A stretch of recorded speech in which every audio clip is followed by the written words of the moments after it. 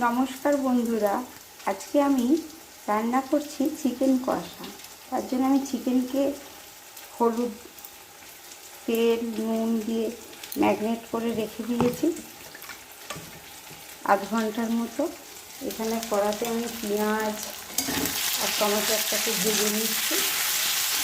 আর এই পেস্ট থেকে আমি আদা, রসুন, কাঁচা লঙ্কা পেস্ট করে রেখেছি। এইটা এবার এতে দিয়ে দেবো। যেহেতু আমি ম্যারিনেটের সময় হলুদ দিয়েছি, সেই কারণে আমি হলুদটা পরিমাণ মতো দেব। এবারে দিয়ে দেব কাশ্মীরি লঙ্কার গুঁড়ো রং হওয়ার জন্য, যেহেতু আমি কাঁচা লঙ্কা দিয়েছি আর শুকনো লঙ্কা দেব না।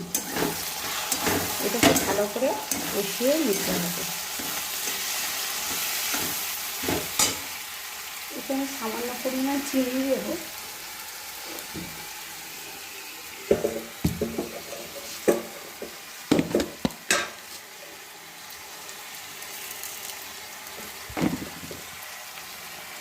রং আসার জন্য মশলা কষা হয়ে গেছে, মশলা তেল ছেড়ে দিয়েছে। এবারে আমি চিকেনটা যে ম্যারিনেট করে রেখেছিলাম এইটা এবার আমি দিয়ে দেব। এটা ছোটো মুরগি, সেই কারণে ছোটো ছোটো পিস হয়েছে।